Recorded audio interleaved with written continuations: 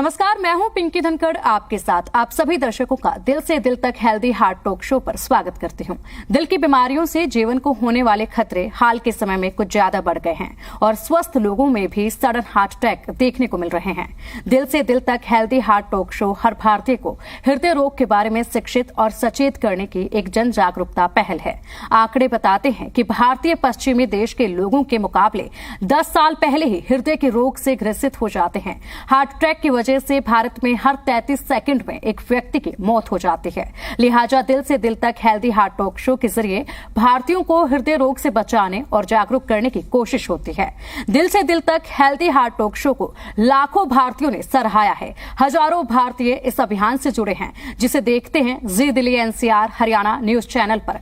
भारत के जाने माने हृदय रोग विशेषज्ञ हमें हृदय रोग के लक्षण और इसके बचाव लाइफस्टाइल के बारे में जागरूक करेंगे। स्वागत है डॉक्टर तुषार आपका।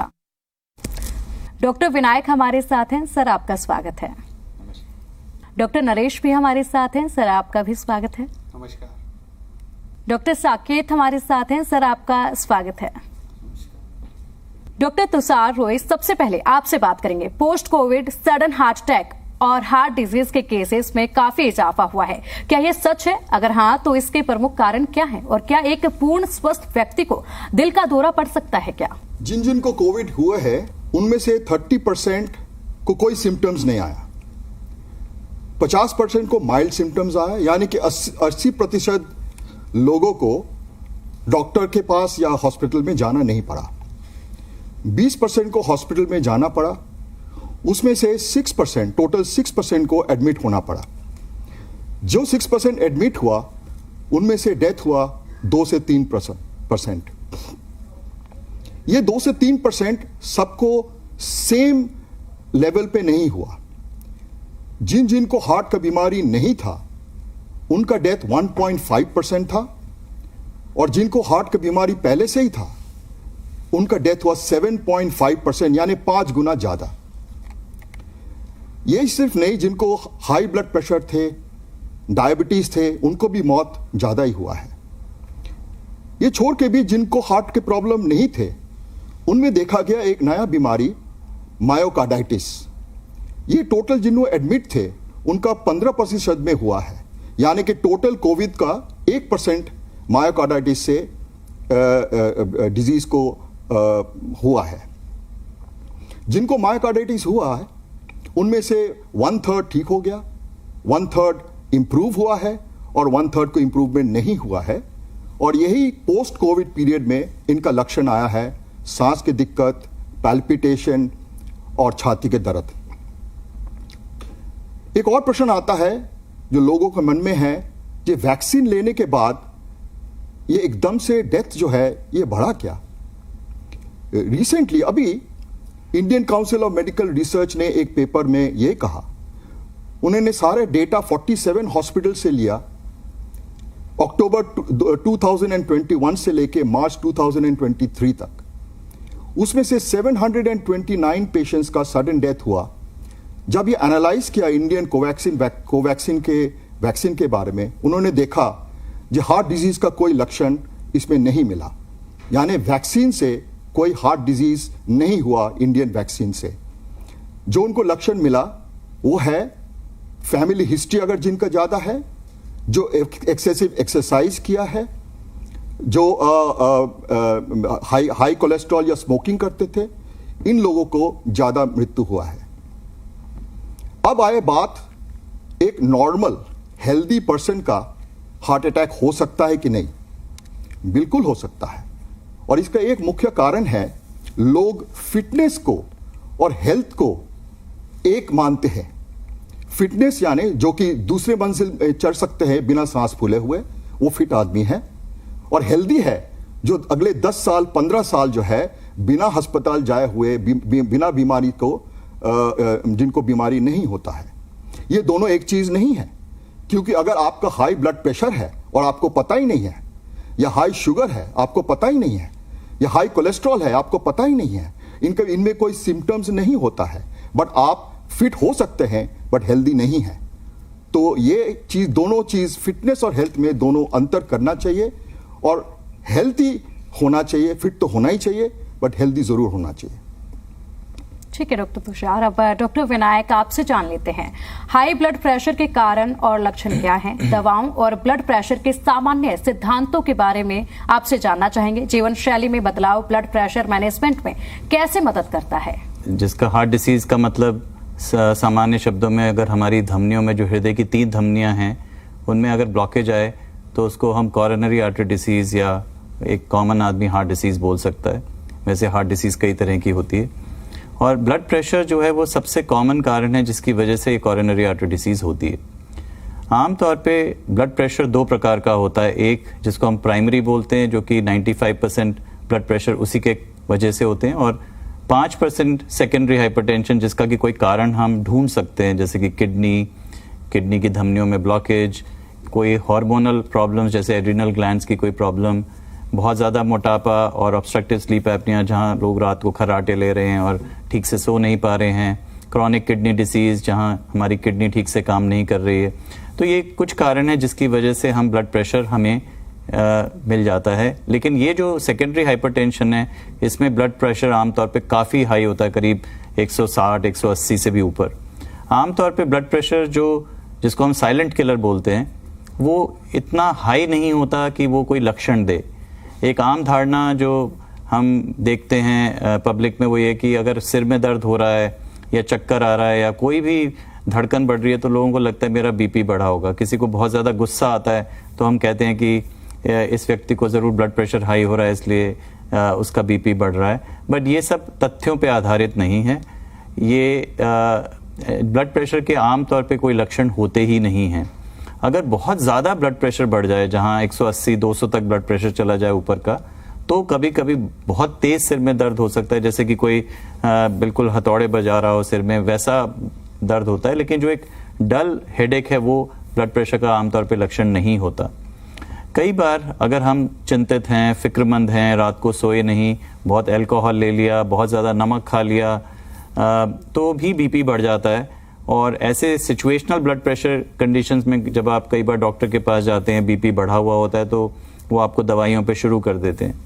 तो यहाँ पे मैं ये बोलना चाहूँगा कि 10 से 20 मिलीमीटर का प्रेशर तो आप सिर्फ अपने लाइफस्टाइल से ही ठीक कर सकते हैं। सिंपल चीज़ें जैसे नमक कम खाएं, अत्यधिक नमक ना खाएं, अचार पापड़ चटनी जैसी चीज़ों का सेवन कम करें, रेगुलर एक्सरसाइज करें, कभी 30 से 45 मिनट रोज़ moderate to high intensity exercise 5 दिन एटलीस्ट हफ्ते में करें, ठीक से सोएं, अल्कोहल या शराब का सेवन कम से कम या बिल्कुल ही ना करें तो बहुत ही अच्छा है। मोटापा ना होने दें तो आप खान पान में जो ले रहे हैं हाई कार्बोहाइड्रेट या हाई फैट डाइट इसको कम रखें, और एक नियमबद्ध होना बहुत ज़रूरी है जिससे कि हम आगे चल के सभी तरह की बीमारियों से दूर हो सकें। बिल्कुल डॉक्टर विनायक, अब हम जान लेते हैं डॉक्टर नरेश कुमार से, हार्ट ब्लॉकेज के लक्षण क्या हैं? डॉक्टर नरेश, क्या कोई रेगुलर टेस्ट है जो ब्लॉक्ड आर्टरी के डायग्नोसिस करने के लिए क्या किया जा सकता है, और कोई मरीज कैसे जांच सकता है कि उसका दिल स्वस्थ है या नहीं? देखिए, हार्ट ब्लॉकेज के जो सिम्टम होते हैं अमूमन छाती में दर्द, घुटन, भारीपन या किसी को सांस फूलने रूप से होता है। मुख्यतः ये छाती के दर्द में छाती में बीच में होता है, लेकिन आपके दाएं बाजू से लेकर के बाएं बाजू तक, पीठ में, नीचे नाभि से लेकर के ऊपर निचले जबड़े तक में कहीं पर भी हो सकता है। लोगों में कई बार मिथ होता है कि नहीं दाएं तरफ है तो शायद हार्ट का नहीं है, बाएं तरफ है तो हार्ट का है। ऐसा नहीं है, दाएं से बाएं तरफ दोनों तरफ में कहीं पे भी हार्ट का पेन हो सकता है। जहाँ तक इसकी जांच की बात है, जांच के लिए हम अलग अलग प्रकार की जांचें करते हैं। 2 प्रकार की जांचें मुख्य रहती हैं। एक होती है स्ट्रक्चरल जांच जिसको एंजियोग्राफी करते हैं, लेकिन कॉमनली अगर आपको ब्लॉकेज के लिए देखना है तो ईसीजी करते हैं, इकोकार्डियोग्राफी करते हैं जिससे हमें हार्ट की फंक्शनिंग पता पड़ती है, और सबसे प्रमुख इसमें टेस्ट आता है टीएमटी, ट्रेडमिल टेस्ट। अमूमन लोग इसको अवॉइड करते हैं कि नहीं ये हमें ना करना पड़े, लेकिन ब्लॉकेज का पता करने के लिए जिस व्यक्ति को कोई ज़्यादा तकलीफ नहीं है, टीएमटी बहुत ही इंपॉर्टेंट और ज़रूरी टेस्ट है। अगर हमारा टीएमटी पॉजिटिव आता है तो फिर हम एंजियोग्राफी करते हैं। अमूमन जो ब्लॉकेज का दर्द या पेन होता है ये ज़्यादातर शुरुआत में तो बहुत ज़्यादा चलते हैं, सीढ़ियाँ चढ़ते हैं या दौड़ लगाते हैं तब होता है। धीरे धीरे जब ब्लॉकेज बढ़ती है तो दर्द भी बढ़ने लगता है। पहले व्यक्ति हो सकता है 4 चक्कर लगाए, अब 2 चक्कर में उसको दर्द होने लगता है, या बैठे बैठे दर्द होने लगता है। जब चलने फिरने पे दर्द होता है और आराम मिल जाता है, इसको हम एंजाइना कहते हैं। लेकिन अगर बैठे बैठे अचानक दर्द होने लगे तो वो हार्ट अटैक का दर्द हो सकता है। अगर हार्ट अटैक हो तो उसकी जांच के लिए हमें खून की जांच करते हैं। आजकल एक काफ़ी कॉमनली टेस्ट होता है जिसको हम ट्रोपोनिन टेस्ट कहते हैं। अगर ये पॉजिटिव हो या ईसीजी में चेंजेस हों या दर्द बैठे बैठे बढ़ते जा रहा है तो फिर हमें तुरंत एंजियोग्राफी करना चाहिए। एंजियोग्राफी से हमें पता पड़ जाता है कि हमारे हार्ट में कितनी ब्लॉकेज है। उसके अनुसार हम आगे निर्णय ले सकते हैं कि क्या हमारी ब्लॉकेज के लिए दवाइयों से काम चल जाएगा या हमें स्टेंट डालना पड़ेगा या बाईपास सर्जरी करनी पड़ेगी।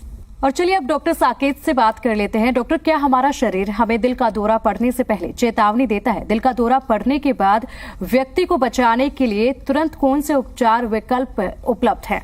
कि हार्ट अटैक दो तरीकों से हो सकता है। एक तो हार्ट की जो आर्टरीज हैं, जो धमनियां कहते हैं, वो ग्रेजुअली स्लोली नैरो होती जाती हैं। जब ब्लॉकेज 75% से कम होता है तो उस स्टेज पे पेशेंट को नहीं पता लगता या इंसान को नहीं पता लगता कि अंदर कुछ ब्लॉकेज चल रहा है। पर ग्रेजुअली जैसे जैसे चोकिंग बढ़ती है, हार्ट की आर्टरीज में कोलेस्ट्रॉल डिपॉजिट होता है और आर्टरीज नैरो होती हैं, उस स्टेज पे ब्रेथलेसनेस, चेस्ट पेन, फैटीग ये होता जाता है।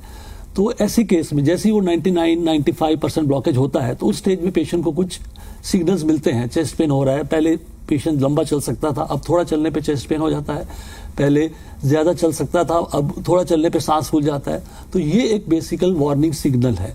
इस स्टेज पे पेशेंट को डॉक्टर से कंसल्ट करना चाहिए। अगर इस स्टेज पे वो डॉक्टर से कंसल्ट करेगा तो डॉक्टर उसकी जांच करके पता लगा पाएगा कि क्या ये बिकॉज हार्ट की वजह से है ब्लॉकेज जो हो रही है आर्टरीज या कोई और रीजन है। और इन केस वो डिटेक्ट कर लेते हैं तो हार्ट अटैक को प्रिवेंट किया जा सकता है ट्रीटमेंट से। कुछ एंटी कोलेस्ट्रॉल डाइट्स होते हैं वो दिए जाते हैं, एंटी कोलेस्ट्रॉल ड्रग्स दी जाती हैं और एंजियोग्राफी वगैरह करके अगर ब्लॉकेज है तो उसको दूर भी किया जा सकता है। तो बहुत इंपॉर्टेंट है उसको पिकअप करना। दूसरा कारण जो हो सकता है, हार्ट में सडन क्लॉट फॉर्म हो सकता है।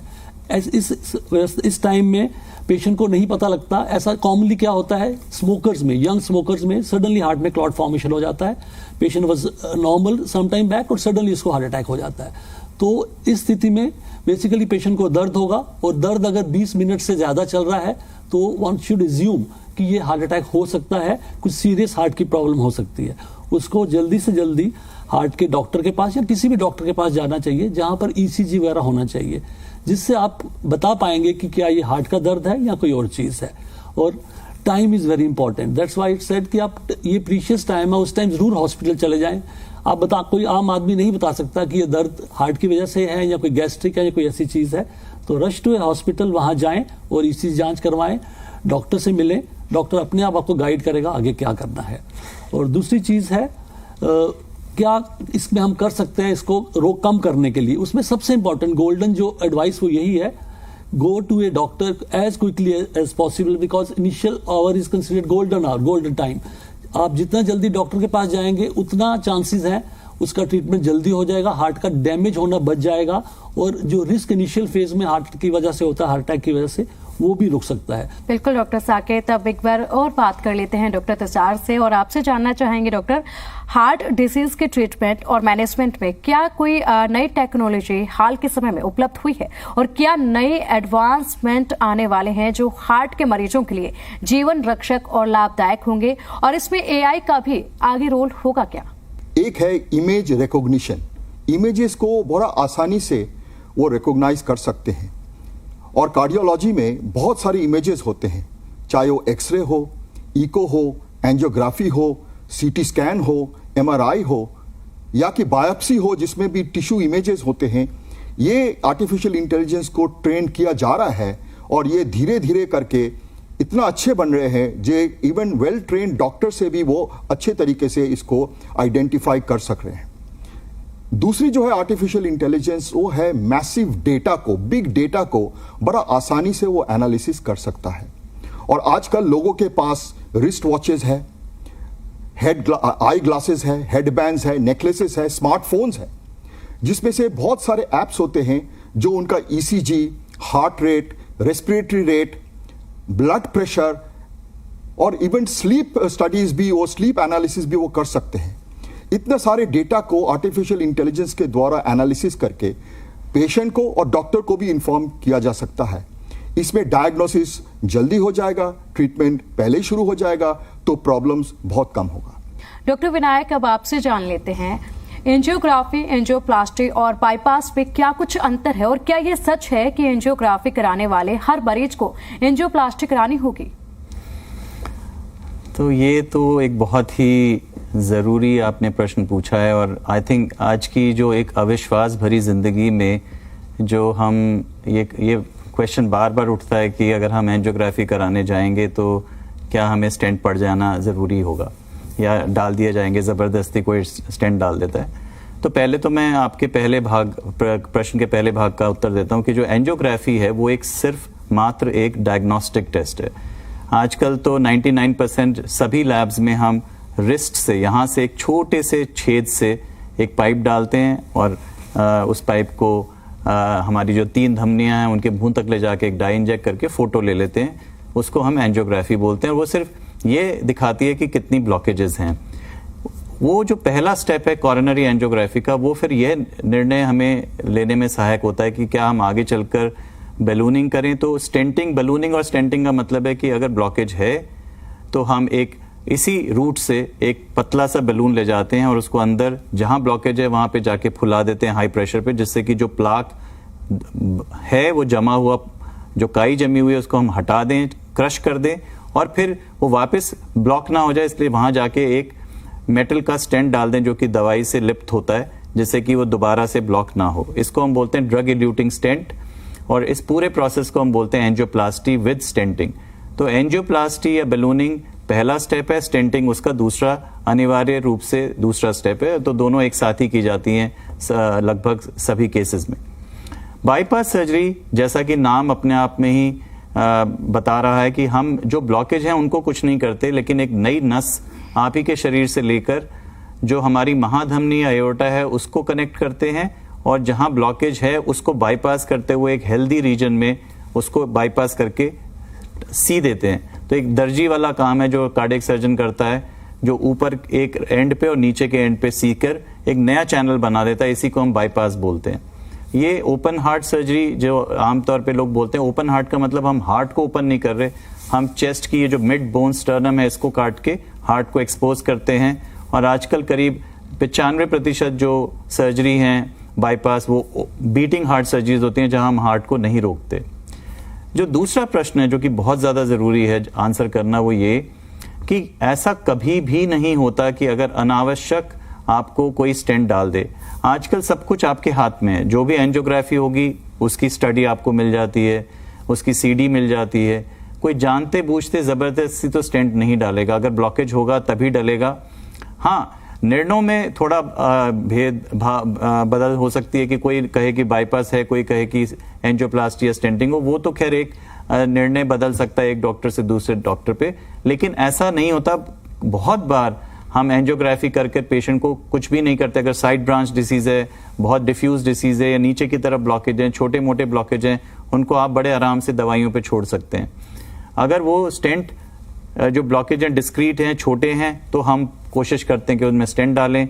मल्टीपल ब्लॉकेजेस हैं, डायबिटिक है, बाइफरकेशन लीजन है, उनमें हम बाईपास प्रेफर करते हैं। तो ये एक साइंटिफिक निर्णय है, और आपको मैं यही लास्ट में बोलूंगा कि एक अविश्वास की जिंदगी से विश्वास की जिंदगी जीना ज्यादा बेहतर है। बिल्कुल। चलिए डॉक्टर नरेश से अब हम बात कर लेते हैं। डॉक्टर, किसी को पेस मेकर की आवश्यकता कब होती है? पेस मेकर के विभिन्न प्रकार क्या हैं? नॉर्मल हम जानते हैं हमारी दिल की धड़कन करीबन 72 बार धड़कता है दिल 1 मिनट में, और ये करीबन 60 से 100 तक भी हो तो हमारे कोई दिक्कत नहीं होती। लेकिन अगर दिल की धड़कन बहुत ज़्यादा कम हो जाती है, जो कि हम कहते हैं 40 से भी कम हो जाती है, तो शरीर में पूरे खून का संचार नहीं हो पाता है और हमें धड़कन बढ़ानी पड़ती है। तो उसी को, धड़कन को नियमित करने के लिए पेसमेकर मशीन लगती है, जो आपकी छाती में कॉलर बोन के नीचे लग जाती है और उसका तार दिल तक चला जाता है। ये भिन्न भिन्न प्रकार की होती हैं, 1 तार की, 2, 3, 4 तार तक की मशीनें होती हैं, लेकिन इनका मुख्य काम आपके दिल की धड़कन को बढ़ाने का काम होता है। और इनमें AI लगा होता है कि अगर आपकी स्वयं की धड़कन चल रही है तो आपकी धड़कन चलेगी, लेकिन जब भी आपकी धड़कन कम होगी तो ये उसको टेक ओवर कर लेती है। तो 1 या 2 तार वाली जो मशीनें होती हैं वो अमूमन दिल की धड़कन को ही केवल रेगुलराइज करती हैं। लेकिन इसके अतिरिक्त जैसे जैसे आज साइंस डेवलप हुई है, इसमें हार्ट जो कमजोर है, अगर हार्ट के अंदर सिंक्रोनाइजेशन नहीं है, आपस में दाईं तरफ की बाईं तरफ की दीवारें जो संकुचित होती हैं अपने आप में, उनमें लय नहीं है, तो आपस में उसको सिंक्रोनाइज करने के लिए भी पेसमेकर का काम आता है। इसमें हम हार्ट के अलग अलग हिस्सों में अलग अलग पेसमेकर के तार लगाते हैं और वो एआई बेस्ड सिस्टम होता है कि अपने आप देखते हुए कि पहले कौन से तार में करंट जाना चाहिए, उस करंट में उस हार्ट के उस हिस्से का पहले संकुचन होता है। उसके पश्चात जब खून का दौरा हार्ट के एक हिस्से से दूसरे कोने में पहुंच जाता है, दूसरे चैम्बर में पहुंच जाता है, तब उस अंदर के वायर्स में करंट जाता है और फिर उसका संकुचित होता है। डॉक्टर साकेत, आप दिल के दौरे से होने वाले दर्द और गैस्ट्रिक परेशानी के कारण होने वाले दर्द के बीच में अंतर कैसे करते हैं? अगर मैं आपको करेक्ट तरीके से बताऊं तो पेट के गैस्ट्रिक को और हार्ट के दर्द को डिफरेंशिएट करना काफ़ी डिफिकल्ट है। कोई आसानी से क्लिनिशियन भी इसको आसानी से नहीं बता सकता कि ये ट्रूली पेट का गैस्ट्रिक पेन है या कार्डियक पेन है। द बेस्ट वे इज आप किसी भी, अगर आपका दर्द या जो भी घबराहट कुछ चल रही है पेट में या छाती में, जो भी आप इसको महसूस कर रहे हैं, आप किसी भी क्लिनिशियन के पास चले जाएं। और ईसीजी उसका सबसे आसान और इजी तरीका है जिससे आपको पता लग सकता है कि ये किस वजह से ये परेशानी हो रही है। और बहुत इंपॉर्टेंट चीज इसमें यह है कि टाइम नहीं वेस्ट करें। टाइम क्या होता है, टाइम वेस्ट करने से हार्ट डैमेज हो जाता है, हार्ट वीक हो जाता है और इनिशियल कुछ पीरियड में हार्ट अटैक में डेथ का भी काफी चांसेस हाई रहते हैं। सो इनिशियल जो गोल्डन पीरियड है उसको आप जल्दी से जल्दी उस फेज में डॉक्टर के पास, किसी क्लिनिशियन के पास जाएं और जो डिफरेंशिएट करेगा ये गैस्ट्रिक प्रॉब्लम है या कार्डिक प्रॉब्लम है।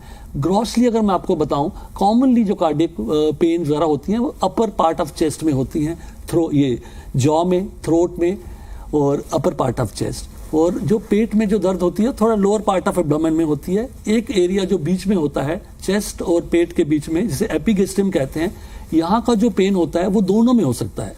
वो कार्डियक में भी, हार्ट में भी हो सकता है, वो गैस्ट्रिक में भी हो सकता है, जिसको डिफरेंशिएट करना बहुत टफ होता है। So best is rush to your physician, your practitioner, your doctor, किसी के पास भी जाएं, वो उसका अनुमान बता पाएगा कि ईसीजी में क्या है। महत्वपूर्ण सवालों के महत्वपूर्ण जवाब हमें मिल गए हैं और अब अंत में एक और महत्वपूर्ण मैसेज आप सबसे हम चाहेंगे। सबसे पहले डॉक्टर तुषार आपसे पूछना चाहेंगे, एक अंतिम संदेश हमारे दर्शकों को आप क्या देना चाहेंगे? हृदय रोग से बचना चाहिए। अगर आप 20-25 साल से ऊपर है तो हृदय रोग किसी भी उम्र में हो सकता है और हृदय रोग से बचने के लिए हृदय संबंधी जांच सारे करवा लेना चाहिए। ठीक है डॉक्टर विनायक, आप क्या संदेश देना चाहेंगे हमारे दर्शकों के लिए? एक जो हमारे एक अजीब सी एक अंधाधुंध दौड़ में हम पड़ गए, इसको तो रोकना पड़ेगा, नहीं तो हम आगे चलकर ये जो एपिडेमिक हम हार्ट डिसीज की देख रहे हैं ये कम नहीं हो पाएगी। भारत जैसे देश में हमें प्रिवेंशन पे ज्यादा जोर देना चाहिए, क्योर पर नहीं। यही मैं मैसेज देना चाहूंगा।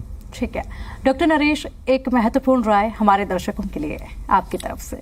अगर आपको हार्ट का रोग हो गया है और कोई भी हार्ट का रोग है तो आज लाइलाज नहीं है। भिन्न भिन्न प्रकार के इलाज आज संभव हैं हिंदुस्तान में, हमारे दिल्ली में, जहाँ पे इवन हार्ट ट्रांसप्लांट तक भी आज संभव हो चुका है। और जो हार्ट के मरीज हैं जिनका इलाज नहीं हो पा रहा है तो अपना दिल ना छोड़े, आप अपने डॉक्टर से संपर्क करें। आज बहुत सारे हार्ट के इलाज हैं जो कि किए जा सकते हैं।